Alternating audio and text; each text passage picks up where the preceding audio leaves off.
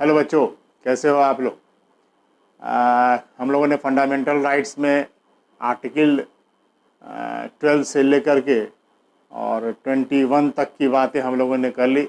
Right to life तक हम लोगों ने पढ़ाई कर ली। जितना एक्सप्लेनेटरी मैं बता रहा हूँ, मैं उम्मीद करता हूँ कि आपको समझ में आ रहा होगा। अब उसके बाद की जो अनुच्छेद हैं और फंडामेंटल राइट्स हैं, मैं उसकी चर्चा करूँगा। तो अगला जो अधिकार है वो शोषण के विरुद्ध अधिकार है, राइट अगेंस्ट एक्सप्लॉयटेशन। जिसमें अनुच्छेद 23 और 24 ये दो अनुच्छेद उसके अंतर्गत आते हैं।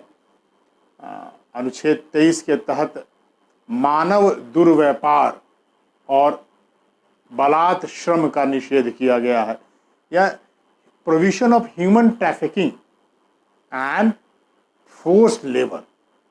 अब ये दो वर्ग है बहुत।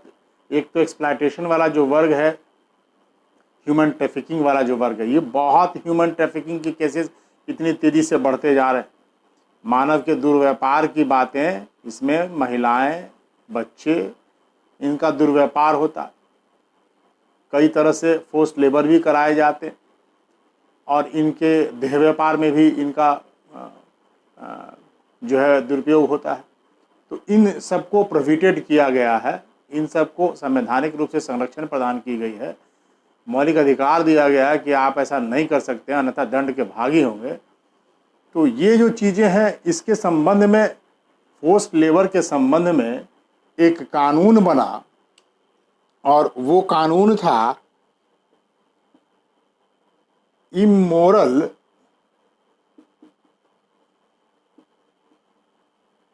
Traffic prevention act 1956। और इसके तहत बहुत विस्तार से प्रावधान किए गए, बच्चों के संबंध में, महिलाओं के संबंध में। वेश्यावृत्ति जो कराई जाती है, कई ऐसे रिहायशी इलाकों में भी आप देखेंगे कि छिप करके इस प्रकार के कार्य किए जाते हैं। सबके दंड के बहुत प्रावधान बने हुए हैं कि जहाँ जिसके मकान में इस प्रकार के कार्य होंगे उन सबको दंड का भागी बनाया जाएगा। तो आप ऐसे केसेस प्रशासन के सम्मुख हमेशा आते रहते हैं। तो इन सबको प्रोहिबिटेड किया गया है। खासकर महिलाओं को ज़्यादा संरक्षण प्रदान की गई, बच्चों को ज़्यादा संरक्षण प्रदान की गई है 23 के अंतर्गत में। जो आप देखेंगे बहुत मिडिल ईस्ट में नेपाल से बच्चियों को पकड़ के ला करके भारत के माध्यम से कई पकड़ाए हैं, ठीक है। वो सब ह्यूमन ट्रैफिकिंग के केसेस, बिहार, उत्तर प्रदेश के माध्यम से बहुत सारे ट्रैफिकिंग के केसेस जो है आप देखेंगे पकड़ाए जाते हैं। तो ये जो चीज़ें हैं वो इसके अंतर्गत आते हैं। और दूसरा है बेगारी प्रथा। अब इस थोड़ा सा इसको विस्तार समझिए। बेगारी, फोर्स्ड लेबर के बड़े अलग अलग प्रकार हैं। जबरदस्ती किसी को आप बिना पगार के काम कराना, यानी बिना वेतन का काम कराना, बेगारी प्रथा, फोर्स्ड लेबर। प्रेमचंद जी ने एक कहानी लिखी थी सदगति, अगर उसको आप पढ़ेंगे आपको दिखाई पड़ेगा। फोर्स्ड लेबर का उसमें बहुत अच्छा उदाहरण मिलता है। बलात् श्रम जो है, फोर्स्ड लेबर जो है, वो किसी को इच्छा के विरुद्ध, उसकी इच्छा नहीं हो और तब आप भी काम करा रहे हो, वो भी इसी के अंतर्गत में आएगा। और किसी को केवल शारीरिक रूप से शोषण करना ही नहीं है, बल्कि आर्थिक रूप से भी अगर शोषण करना है। जैसे कहने का अर्थ ये हुआ कि अगर किसी को आप काम दे रहे हो और सरकार के न्यूनतम मजदूरी अधिनियम के तहत जो मजदूरी निर्धारित है, अगर वो आप नहीं दे रहे हो, वो भी इसके अंतर्गत आता है, वो भी बलात् श्रम के अंतर्गत ही आता है, फोर्स्ड लेबर के ही अंतर्गत आता है, और ये पनिशेबल है। तो ये जो चीज़ें हैं, ये शोषण से संबंधित बातें इतनी हुई। इसके अतिरिक्त अनुच्छेद 24, मैं उसकी बात अब करूँगा।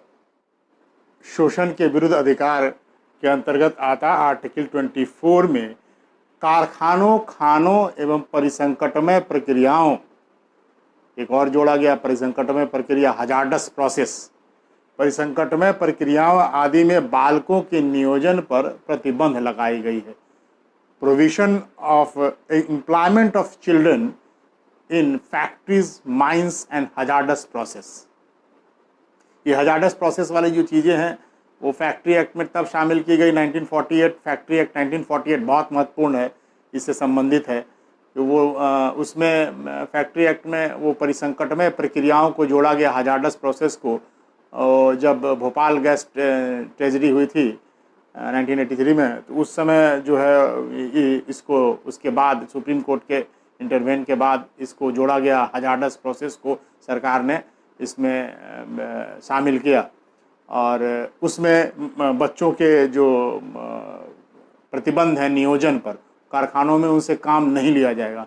माइंस में, कारखानों में किसी प्रकार की वैसी प्रक्रियाएं जो बहुत खतरनाक है स्वास्थ्य के दृष्टिकोण से, बच्चों के नियोजन पर प्रतिबंध लगाई गई है। अब इसमें जो 14 वर्ष के बच्चे हैं उनको नियोजन पर प्रतिबंध है।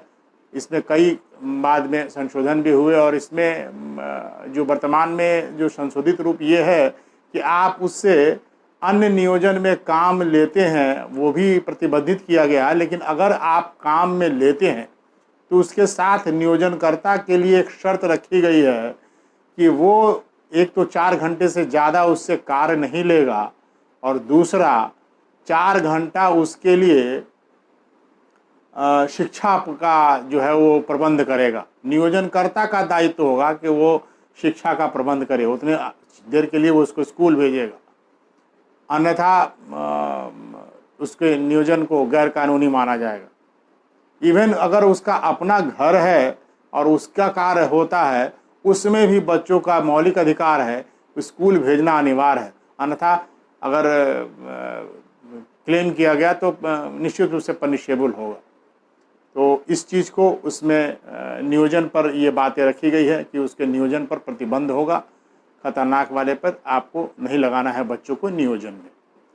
और इसके बाद ध्यान में रखना है, देखिए ऐसा है कि बच्चों के संबंध में जो 86वां संविधान संशोधन आया, उसके बाद जो पूरी सर्व शिक्षा अभियान छेड़ा गया, तो सबके कर्तव्य निर्धारित किए गए। तो इसमें हम ऑलवेज आपको बताते हैं कि ऑलवेज जो बच्चों को पढ़ाते हैं केवल पढ़ना नहीं है, हम अधिकार, कर्तव्य, राज के नीति तत्व, ये तमाम चीज़ें जो पढ़ाते हैं तो उसका एप्लीकेशन में ज़रूर बताते हैं कि अधिकार को पढ़ना नहीं है सिर्फ।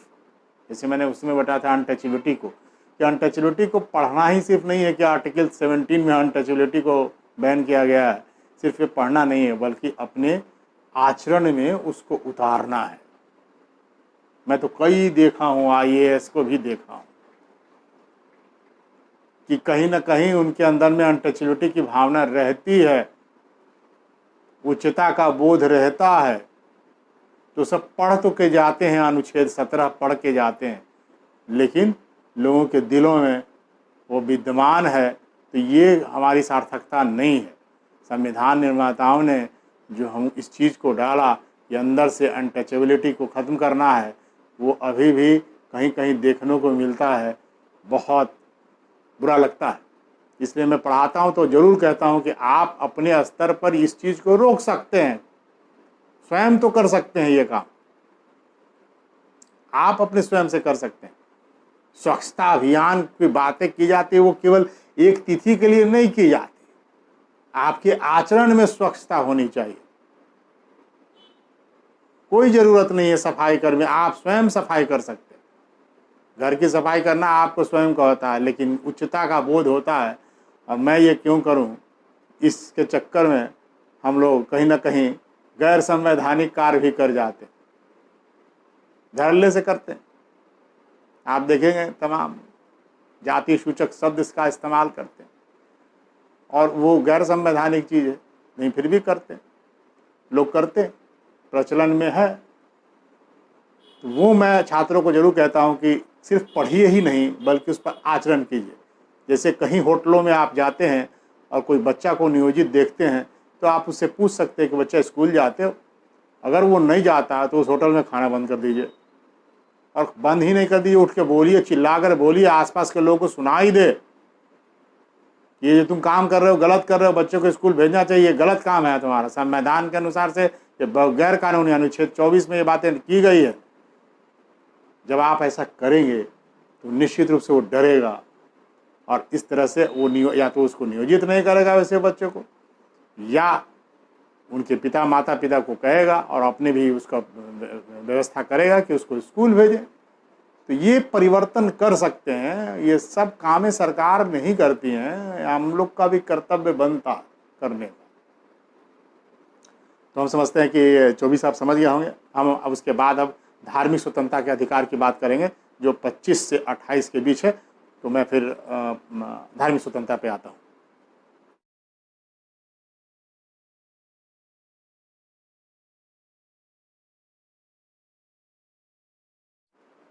अब हम लोग आते हैं चौथे मौलिक अधिकार पे, धार्मिक स्वतंत्रता का अधिकार, right to freedom of religion. 25 से 28 तक ये बातें दी गई है। अनुच्छेद 25 के तहत है कि अंतःकरण की और धर्म को मानने, आचरण करने और प्रचार करने की स्वतंत्रता। ये अंतःकरण आपके अंदर का अंतःकरण की आवाज़ है कि आपको अपना क्या कॉन्शियंस कहता है कि आप उसमें मानते हैं। ठीक है, ये किस धर्म को आपको मानना है उसके अनुरूप आपको आचरण करना। बहुत लोग की होती है, धर्मांतरण भी लोग करते हैं। तो आप किसी भी धर्म को मान सकते हैं, लेकिन उसके अनुरूप आप उस धर्म की जो पूजा पद्धति है, उसके जो तरीके हैं, उसको भी आप मानते हैं, उसको उसके अनुरूप आचरण करते हैं और उसका प्रचार भी करते हैं। आपको अधिकार प्राप्त है, संविधान ने दिया कि आप उसका प्रचार करें। किसी को आप देखेंगे कि कोई मूर्तियों की पूजा करता है, कोई चर्च में जाता है, सबके अपने अपने धर्म के अपने अपने इबादत के तरीके। और हिंदू धर्म में अगर आप देखें तो कई अलग अलग सेक्ट हैं जिसके अलग अलग तरीके हैं। शैव संप्रदाय के लोगों में भी कापालिक और तमाम लोगों के अलग अलग अपने तरीके हैं। श्मशान घाट में जाकर के लोग पूजा करते हैं, तमाम इबादत करते हैं। सबको स्वतंत्रता है अपने धर्म के अनुसार से आचरण करने की। तो हमारे संविधान में दी गई है, सबकी पूजा होती है। नागा साधुओं को देखिए, उसकी अपनी अवधूत वाली परंपराएं हैं। तो सबको ये अधिकार अनुच्छेद 25 प्रदान करता है। हमारे उत्तर प्रदेश में एक डीजीपी रहे, वो कृष्ण के बड़े उपासक हैं। और वो आप देख, वो दिन में अपने कार्य के बाद जब घर पे आते थे तो वो राधा बन करके, साड़ी पहन करके, और वो इबादत किया करते थे। बड़ी चर्चा में आए थे। तो ये अनुच्छेद 25 आपको संवैधानिक रूप से आपको अधिकार प्रदान करता है। ठीक है, कि आप ये काम करने को आपको अधिकार है, आप कर सकते हैं। और देखिए, जहाँ तक परंपरा का सारा, बहुत लोग ऐसे हैं जो नास्तिक भी हैं, उसको भी अधिकार है। बहुत लोग जो है आप, लेकिन हाँ ये जरूर है, आपको सिर्फ आपको अपना अधिकार, आप दूसरे पर नहीं थोप सकते हैं। आप बरबस दूसरे पर आप ये आरोपित नहीं कर सकते कि आपको इम्फोर्सली कि आपको ये मानना होगा, ये काम नहीं कर सकते। ध्यान में रखिएगा, बहुत महत्वपूर्ण है। और आजकल आप देखते हैं कि घर वापसी और तमाम चीज़ों की बात करके इस तरह से धार्मिक वैमनस्यता जो है उस पर फैलाई जा रही है। ये सब बहुत ध्यान में रखना है कि हम लोग इसके भागी न बने, और जिसको जो मानना है माने। संविधान ने हमको अधिकार दिया, जिस धर्म को हम मानना चाहते हैं, उसकी परंपराएं मानना चाहते हैं, हम मान सकते हैं। बहुत लोग होते हैं जो मानव पूजा में विश्वास रखते हैं, हर एक व्यक्ति में। मैं भी उसी का पक्षधर हूँ। कबीर को बहुत मैंने पढ़ा है, तो कबीर के बारे में आप सुनते ही होंगे। तमाम उन्होंने जितनी भी रूहियाँ थी, परंपराएं थी, उन सब पर कुठाराघात किया। रूढ़ जितनी परंपराएं हैं, चाहे वो किसी धर्म के लोग हों, किसी को नहीं छोड़ा उन्होंने। तो आप इस चीज़ को ध्यान में रखें, जो संविधान ने मुझे दिया 25 के तहत अंतःकरण की आवाज़ में है। अब वो अंतःकरण जो है वो आपकी आवाज़ की प्रेरणा कोई भी हो सकता है। तो वो लोग, बहुत लोग होते हैं जो शादी करने के लिए दूसरे धर्म में चले जाते हैं, इंटर रिलीजन शादी करते हैं। तो ये जो चीज़ें हैं उनके अंतःकरण की आवाज़ कहीं और से आती है। तो आप इसको दिया गया संविधान में कि आप उसको आप अपना सकते हैं और कहीं उसमें कोई व्यवधान नहीं है संवैधानिक रूप से। अब आए हम लोग अनुच्छेद 26 पे। अनुच्छेद 26 में कहा गया है धार्मिक कार्यों के प्रबंध की स्वतंत्रता। अब इसमें धार्मिक जो संस्थाएं हैं उसको भी उच्चतम न्यायालय ने परिभाषित किया। इसमें दिया गया है कि कोई भी धार्मिक जो संस्थान है वो गठित होगा, कौन होगा धार्मिक संस्थान, इसके लिए भी उन्होंने 3 शर्तें रखी। एक व्यक्तियों का समूह होगा, एक तंत्र होगा जिसके जो थॉट्स होंगे जिससे आत्मिक संतुष्टि प्राप्त होती हो, एक शर्त ये है। दूसरा शर्त जो उसके साथ रखा गया कि कोई भी धार्मिक जो संस्था है वो एक संगठन होना चाहिए, उसका अपना एक संगठन होना चाहिए, ठीक है। और एक पहला जो उसमें था वो व्यक्तियों का समूह, यहाँ पे लिख दूँ 3 शर्तें हैं। व्यक्तियों का समूह, उसका संगठन और एक विशिष्ट नाम होना चाहिए। ये 3 चीजें हैं। व्यक्तियों का समूह होगा जिससे कि उसके जो तंत्र होंगे उससे जो थॉट्स होंगे उससे आत्मिक संतुष्टि प्राप्त हो। दूसरा है उसका संगठन होना चाहिए और तीसरा है उसका विशिष्ट नाम होना चाहिए, जैसे रामकृष्ण मिशन, ठीक है, जैसे आनंद मार्ग। ये सब हिंदू धर्म के ही सेक्ट हैं, उसको अलग नहीं माना गया, वो संप्रदाय हैं। आप लेकिन देखिए एक केसेज आया उच्चतम न्यायालय में और उन्होंने अरबिंदो सोसाइटी को संप्रदाय की संज्ञा नहीं दी। एग्जाम्सन में कभी चॉइस में करके पूछ भी सकता था, उन्होंने उसको नहीं माना। बाकी जितने भी सेक्ट के रूप में हैं उनको संप्रदाय के रूप में मानते हुए, संज्ञा देते हुए उनको एक इंडिविजुअल, देखिए 25 क्या कहता है, इंडिविजुअलिटी की बात करता है, इंडिविजुअल व्यक्ति के धार्मिक स्वतंत्रता की बात करता है और 26 सामूहिक रूप से धार्मिक स्वतंत्रता की बात करता है।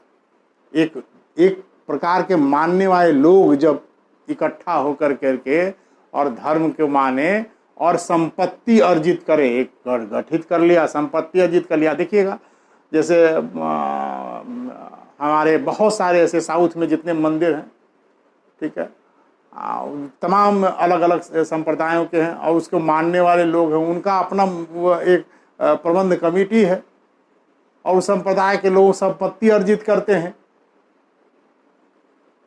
ठीक है। अब वो संपत्ति अर्जित करने का अधिकार है।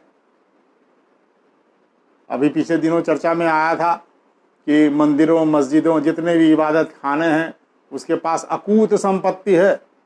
वास्तव में अगर आप देखें तमाम मंदिर, मस्जिद, गुरुद्वारे और तमाम चर्च, इन सब के पास अकूत संपत्ति है। और मैं अगर कहूँ कि अगर हम धर्म को मानते, धर्म किसके लिए है?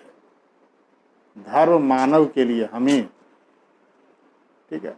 और चूंकि हमारे यहाँ परंपरा है, हम लोग दान स्वरूप जो है ईश्वर को भी देते हैं, वो अलग थॉट से, मैं दूसरी बातें मैं उस पर नहीं जाऊँगा। मेरा तो ये मानना कि मैं ईश्वर को देने वाला होता कौन? ईश्वर ने मुझे दिया है, मैं उनको किस रूप में लौटाऊंगा? हाँ, मुझे लौटाने अगर होंगे तो मैं दीन दुखिया जो ईश्वर ने बनाया उनके बीच लौटाऊंगा। मंदिरों में और मस्जिदों में और गुरुद्वारों में और जाकर वहाँ दान पत्रों में और सोना देना और तमाम गणपति बप्पा को इतना चढ़ाया जाता है, बढ़ावा दिया जाता है। उन सब के पास अकूत संपत्ति है। अगर उनका जो सोना है, जितना उनके पास है, अगर इस कोविड-19 के समय में उनसे मांग लिया जाए, मैं छीनना नहीं कहता हूँ, मांगना कहता हूँ, देश में योगदान में ध्यान दीजिए, उनको उनसे मांग लिया जाए तो भारत की अर्थव्यवस्था को सुधारने में बहुत ज़्यादा आवश्यकता नहीं पड़ेगी। अकूत संपत्ति है, अर्जित करने का अधिकार है, 26 में उसको प्रदान किया गया। प्रबंध है, धार्मिक कार्यों का प्रबंधन है, इसका प्रबंधन भी वो लोग आयोजित करते रहते हैं, तमाम जगहों पर आयोजित करते रहते हैं और आपसे दान स्वरूप प्राप्त करते रहते हैं। अपना एक प्रचार भी हुआ, प्रबंधन कमेटी का ये हुआ, एक व्यवसाय भी उनका हुआ। तो इस प्रकार का करने का अधिकार संविधान ने प्रदान किया है। अब हम आते हैं अनुच्छेद 27 पे। अनुच्छेद 27 कहता है, धर्म की अभिवृद्धि के लिए करों के संदाय से स्वतंत्रता।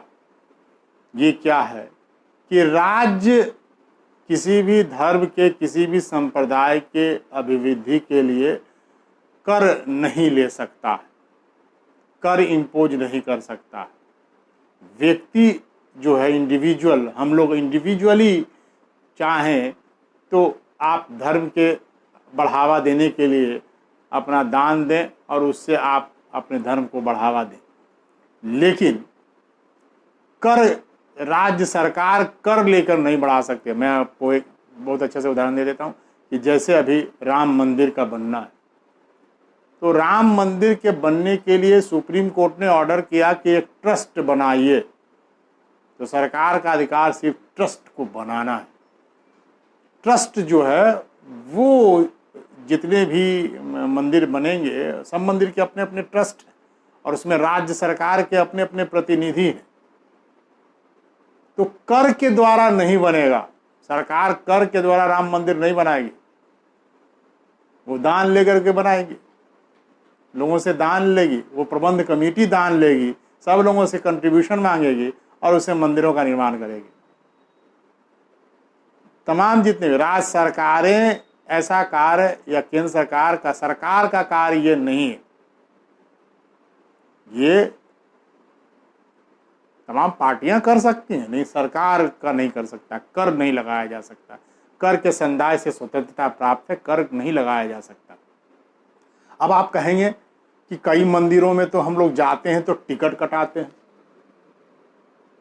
ठीक है, वहाँ पर कई जगह जाते हैं हम लोग। कई धार्मिक स्थल ऐसे हैं जहाँ पे जाने के पहले वहाँ प्रवेश शुल्क लगते हैं, ठीक है, कई जगह में। तो आप कहेंगे वो ऐसा क्यों? तो कर नहीं लगाए जा सकते हैं। राज्य सरकारें उनका प्रबंधन में जो खर्च होता है उसके लिए शुल्क लगाए जा सकते हैं। कर और शुल्क में अंतर है, ठीक है। शुल्क आप लगाएंगे तो सबसे लेंगे, चाहे वो भारतीय हो चाहे वो गैर भारतीय हो, जो भी आएगा उसका दर्शन करेगा तो टिकट काट जैसे जो बौद्ध धर्म में आप जाइए, गया जाइए, तमाम जगह जाइए तो आपको एक टिकट आपको लेना होगा और वो शुल्क है। तो आप शुल्क लेने में कहीं मनाही नहीं है, लेकिन करों के संदाय से स्वतंत्रता प्रदान की गई है, आप कर नहीं लगा सकते। हम समझते हैं आप लोग क्लियर हो गया होगा। अब हम आते हैं अनुच्छेद 28 पर। जो चौथा हमारा है वो आर्टिकल 28, धार्मिक शिक्षा में उपस्थित होने से स्वतंत्रता। अब इसमें है, ध्यान में रखिएगा, एक ही बात बहुत महत्वपूर्ण है, वो है राज्य से पोषित। राज्य सरकार ने अगर किसी शिक्षण संस्थान में वित्त पोषण किया है, पैसा दिया है, फाइनेंस किया है, तो आप वैसे राज्य संस्थानों में धार्मिक शिक्षा नहीं दे सकते हैं। हाँ, आप कहेंगे कि फिर राज्य सरकारें जो है मदरसों को पैसा भी देती है, उसमें है, क्योंकि वो उनकी लिपियां जो हैं उनको अनुरक्षित करना है, उनकी लिपियों को सरकार को संरक्षित करना है, तो वो प्राथमिक स्तर पर उस मदरसों का इस्तेमाल करती है कि वो इसकी आप लोग जैसे सिखों के लिए गुरुमुखी लैंग्वेज को बढ़ाना है, उसके लिए कर सकती है। लेकिन जिस भी शिक्षण संस्थान में राज्य द्वारा पोषित होगा, पैसा दिया जाएगा, वहाँ धार्मिक शिक्षा नहीं दिया जाएगा, ठीक है, वहाँ धर्म शिक्षा नहीं देना है। प्राइवेट जो इतने सेक्टर्स हैं उनके साथ ये नियम लागू नहीं होता, उनको स्वतंत्रता प्राप्त है। जैसे आप देखेंगे डीएवी, दयानंद एलो वैदिक, आप डीएवी में अगर जाएं तो वहाँ पे एक डीएस धर्म शिक्षा का एक अलग पेपर होता है, अलग सब्जेक्ट ही बनाया गया और उसको पढ़ना है आप लोग को।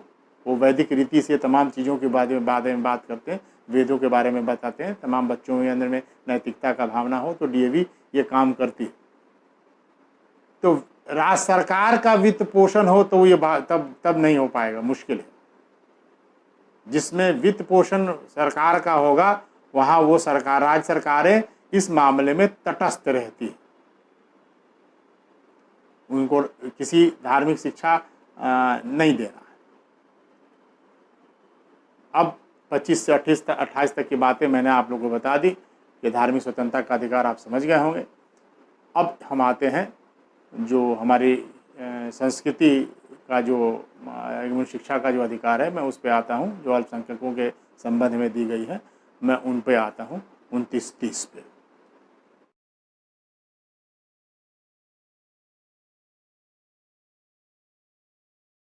अब जो हमारा 5वां मौलिक अधिकार है संस्कृति और शिक्षा संबंधी अधिकार, ये अनुच्छेद 29 और 30 में ये बातें दी गई हैं, जिसमें अनुच्छेद 29 में लिखा गया अल्पसंख्यकों के हितों का संरक्षण। ये अल्पसंख्यकों के लिए है, ऐसा नहीं कि केवल आगे सुप्रीम कोर्ट ने कहा कि केवल अल्पसंख्यकों के ही भाषा की बात होगी, बहुसंख्यक की भाषा की भी बात होगी, लेकिन चूंकि संविधान में ये शब्द लिखा हुआ अल्पसंख्यकों के, तो अल्पसंख्यकों के हितों का संरक्षण की बात की गई। इसमें उनकी जो अल्पसंख्यकों की जो भाषा है, लिपि है, संस्कृति है, उनको अपने संस्कृति को, भाषा को और लिपि को संरक्षित रखने का अधिकार होगा। इसमें तमाम जितने भी अल्पसंख्यक वर्ग हैं, जैसे जैन है तो जैनियों की जो लिपि है, ठीक है, उनकी अपनी भाषा बोली है, अर्धमागधी है। जैसे बौद्ध हैं, ठीक है, बौद्धों की जो लिपि है, जो हमारे जो सिख भाई हैं उनकी जो गुरुमुखी लिपि है, ठीक है, जो हमारे इस्लाम में विश्वास रखते हैं उनके जो फ़ारसी और ये तमाम उर्दू लैंग्वेजेज़ हैं, इन सब की जो लिपि है, तो इन सब की लैंग्वेजेस की जितनी भी लिपियां हैं, भाषाएं हैं, उनको संरक्षित करने का अधिकार प्राप्त है। और उसके बाद जो नेक्स्ट वन जो अनुच्छेद 30, जो अनुच्छेद 30 में दी गई है कि शिक्षण जो संस्थाएं हैं उसकी स्थापना और प्रशासन करने का अधिकार अल्पसंख्यकों वर्गों का होगा। तो ये अल्पसंख्यक वर्ग अपने शिक्षण संस्थानों की स्थापना कर सकते हैं और उसका प्रशासन कर सकते हैं, उसको अपना अधिकार होगा। इसमें राज्य सरकारें भी इसमें, चूँकि उनकी भाषा और लिपि को आगे बढ़ाना है, संरक्षित करना है, तो राज्य सरकारें अनुदान देती है। इसलिए जो शिक्षण संस्थाएं की स्थापना, उसका 3 कैटेगराइजेशन किया गया है कि वैसे शिक्षण संस्थाएं जो राज्य सरकार से मान्यता प्रदान की गई है तथा उसका वित्त पोषण भी राज्य करती है, पैसा भी देती है। और दूसरा कैटेगरी ये है कि वो राज्य सरकार से सिर्फ मान्यता प्रदान की जाती है, उसका वित्त पोषण जो है वो नहीं करती। और तीसरा वह है कि मान्यता प्रदान भी नहीं की जाती है और वो स्वैच्छिक रूप से लोग उसकी स्थापना करते हैं, प्राइवेट जो व्यक्ति है। तो इन 2 कैटेगरियों में तो प्रशासनिक नियंत्रण रहता है सरकार का, लेकिन जो तीसरा प्राइवेट व्यक्ति जो स्थापित करता है, इस पर प्रशासनिक नियंत्रण नहीं है, लेकिन उसमें और चीज़ें जैसे ठेका का कार्य हो या फिर उसमें टीचर्स के जो आप मूलभूत अधिकार उसके हैं उसमें कभी हस्तक्षेप, तो वहाँ पे जो कुछ कानून, जो साधारण कानून बने हुए हैं हमारे सरकार के द्वारा, उन सब का पालन उनको करना है बाकी जो चीज़ें हैं, जो प्रशासनिक जो हाथ है उनके हाथों में रहता है, वो उस पर राज्य सरकार का कोई हस्तक्षेप नहीं होता। तो कई ऐसे मदरसे भी चलते हैं जो प्राइवेट व्यक्तियों के जो चलते हैं, तो उसमें आप देखिएगा कि और उस पर ही आरोप पिछले दिनों लगाया गया कि यहाँ पर बच्चों को जो है वैमनस्यता फैलाने के लिए बच्चों के दिमाग में गलत भावनाएं भरी जाती है। इसको लेकर बड़ा बवाल हुआ था, तो उस पर राज्य सरकार ने पूरा हस्तक्षेप की थी तमाम मदरसों पर। ये तो उनके वित्त पोषण को, तमाम चीज़ों को खंगाला गया, देखा गया, ठीक है, कि कहाँ कहाँ से इनके पैसे आते हैं। तो इन सब चीज़ों पर देखिएगा राज्य सरकारें जो हैं इसके कहीं इसके आड़ में कोई गलती ना करे तो राज्य सरकार को कानून व्यवस्था के तहत इसे देखना होता है। तो ये जो चीज़ें थी वो अनुच्छेद 29 और 30 के तहत अल्पसंख्यकों के संबंध में ध्यान में रखिएगा। एक चीज़ कभी कभी प्रश्न पूछा जाता है, अल्पसंख्यकों के संबंध में जो वित्त पोषण करना है, राज्य इसमें कोई किसी प्रकार का विभेद नहीं करेगा। ये बातें लिखी गई है संविधान में, लेकिन ये नहीं लिखा गया कि अल्पसंख्यक होंगे कौन। संविधान में अल्पसंख्यक को परिभाषित नहीं किया गया।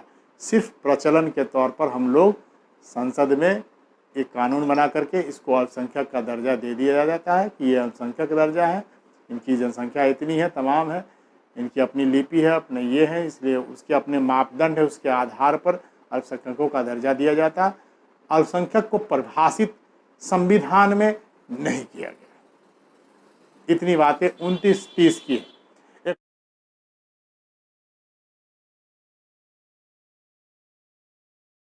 ये जो फंडामेंटल राइट्स है, ये अनुच्छेद 31 संपत्ति का अधिकार, ये राइट टू प्रॉपर्टी था। इसको मौलिक अधिकार की सूची से 44वें संविधान संशोधन 1978 के द्वारा समाप्त कर दिया गया, एबॉलिश कर दिया गया, और उसे एक विधिक अधिकार का दर्जा दे दिया गया, जिसको लीगल राइट्स कहते हैं। अनुच्छेद 300 का याद रखिएगा, 300A, और एक हम लोग याद रखेंगे 19(1) जो मैंने बताया था, 19(1)F जो हमारे स्वतंत्रता का अधिकार था, उसमें भी संपत्ति का अधिकार था, उसको भी 19(1)F और ये 31, ये दोनों एबॉलिस्ड हैं। दोनों को एबॉलिश कर दिया गया किसके द्वारा? 44वें संविधान संशोधन, एग्जाम में बहुत आता है, 1978 के द्वारा इसको समाप्त कर दिया गया। और इसे कहाँ रख दिया गया? विधिक अधिकार का दर्जा दे दिया गया। क्यों किया गया?